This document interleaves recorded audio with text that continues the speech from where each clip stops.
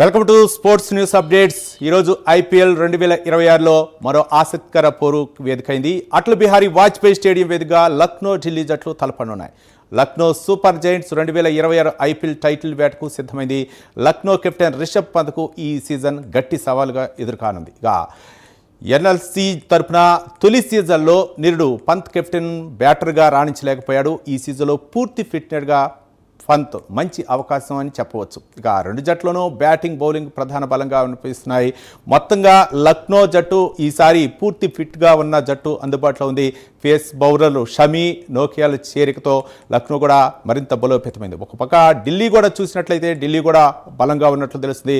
మరింత సమాచారం sports journalist Kiran మరిన్ని వివరాలు అందించడానికి లైవ్ ద్వారా సిద్ధంగా ఉన్నారు. కిరణ్ గారు నమస్తే.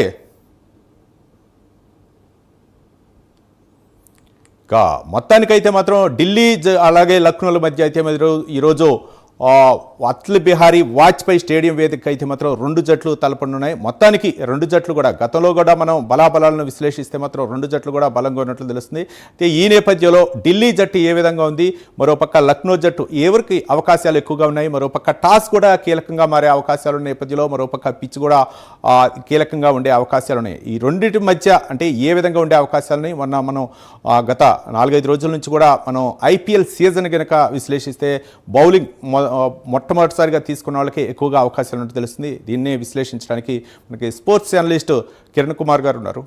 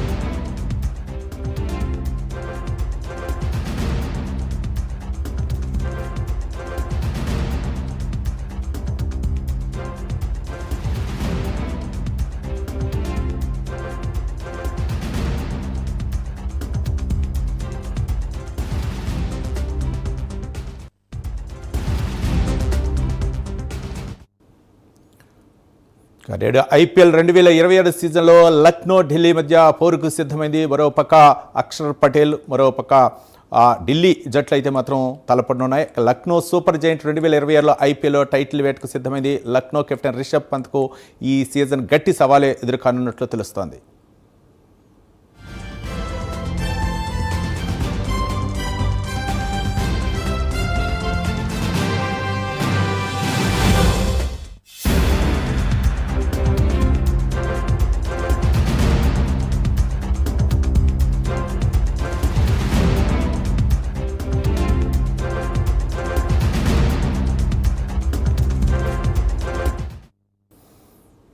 తొలి సీజన్లో నిరుడు పంత్ కెప్టెన్గా బ్యాటర్గా రాణించలేకపోయాడు. ఈ సీజన్లో పూర్తి ఫిట్గా పంత్ మంచి అవకాశం అని చెప్పొచ్చు. మొత్తానికి ఢిల్లీ లక్నో జట్ల బలాబలాలను పరిశీలిస్తే ఏ విధంగా ఉండే అవకాశాలు ఉన్నాయి, మ్యాచ్పై విశ్లేషణ అందించడానికి స్పోర్ట్స్ జర్నలిస్ట్ కిరణ్ కుమార్ లైవ్లో సిద్ధంగా ఉన్నారు.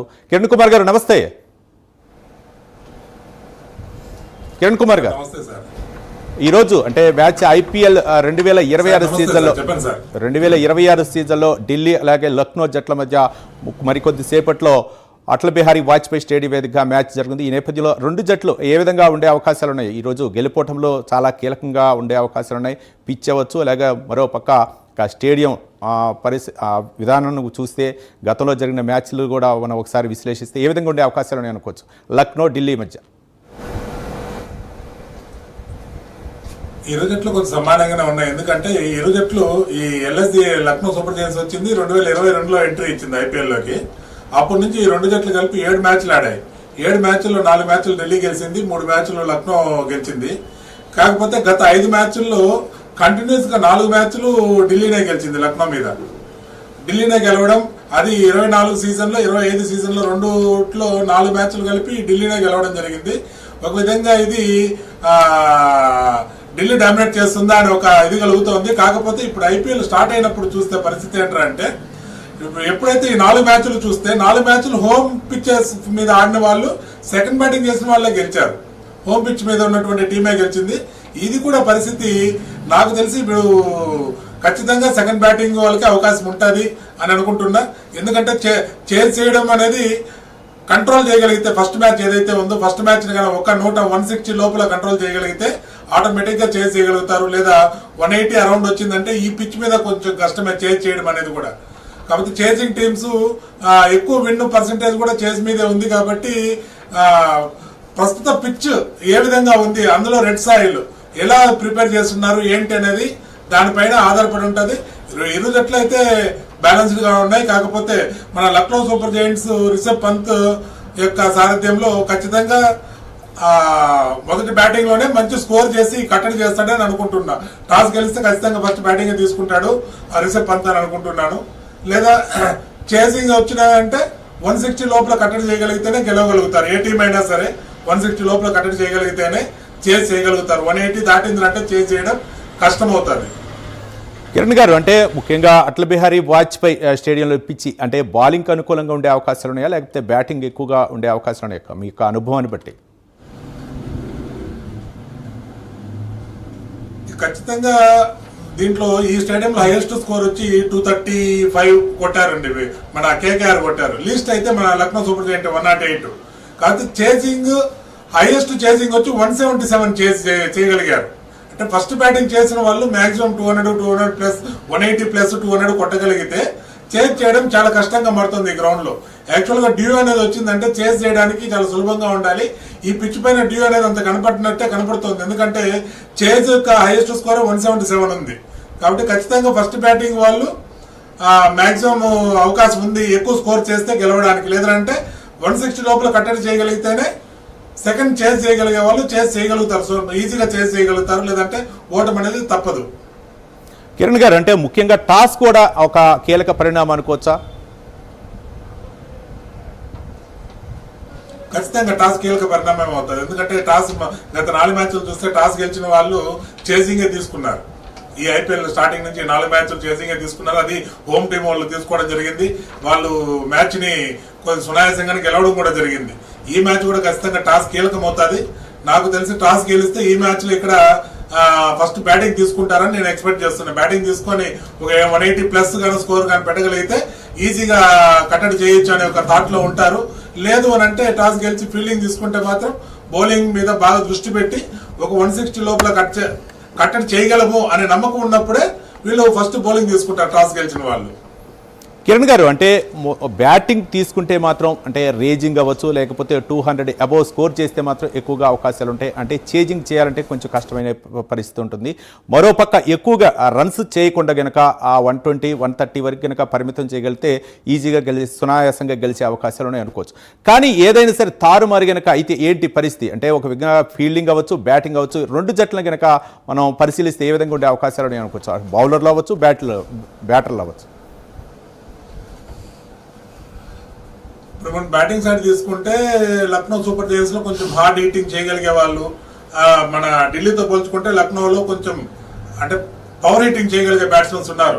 మనకి అయితే రిషబ్ పంత్ ఇంక కెప్టెన్ చెప్పాల్సిన పని లేదు. టెస్ట్ మ్యాచ్ల్లోనే అతను పవర్ హీటింగ్ వెళ్ళిపోతాడు.